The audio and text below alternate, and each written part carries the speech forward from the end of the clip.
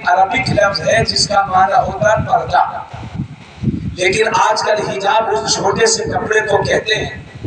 جسے ہماری قوم کی نوجوان لڑکیاں سر پہ رکھ لیتی ہیں، بال ڈھک لیتی ہیں، چہرہ کھلا رہتا ہے، اسے حجاب کہتے ہیں، حالانکہ وہ شرعی حجاب نہیں ہے۔ کرناٹک میں ہماری کچھ بیٹیاں اسکولوں میں پڑھنے جاتی تھی، وہاں کے شرپسندوں نے دیکھا تو ہنگامہ شروع کیا، نتیجہ یہ ہوا کہ اسکول والے دباؤ میں آ گئے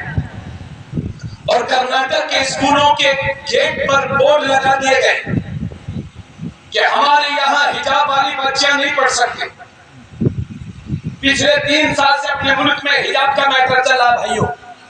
اخباروں میں آپ پڑھتے ہوں گے، چینلوں پہ آپ پڑھتے ہوں گے، توجہ دے دیجیے گا، بہت توجہ کے ساتھ میری گفتگو سنیے۔ اور یہ مسئلہ کرناٹک سے اٹھا، ادھر دیکھ لیجیے، یہ مسئلہ کرناٹک سے اٹھا۔ میں کرناٹک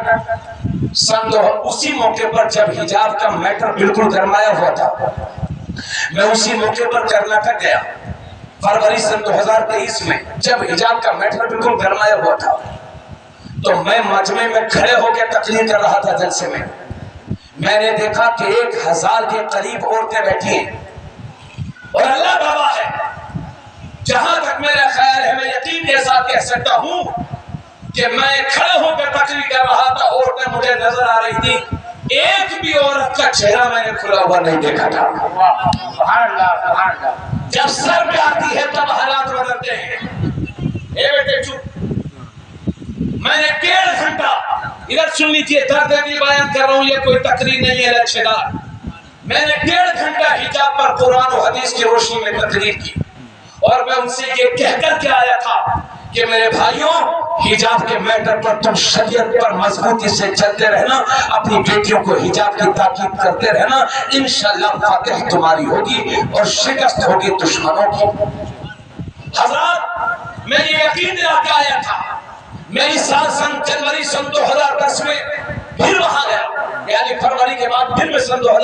جنوری سن 2024 میں گیا۔ اللہ کا شکر ہے، ادھر تو کئی جگہ میں نے کرناٹک کے لگائے، ابھی 12، 13، 14 اکتوبر کو 3 روزہ دورہ الحمدللہ میرے کرناٹک ہوگا۔ حضرات، میں نے جنوری سن 2024 میں پھر کرناٹک پہنچا تو میں نے دیکھا کہ وہاں وِدھان سبھا الیکشن ہو چکا ہے اور ستا پریورتن ہو چکا ہے،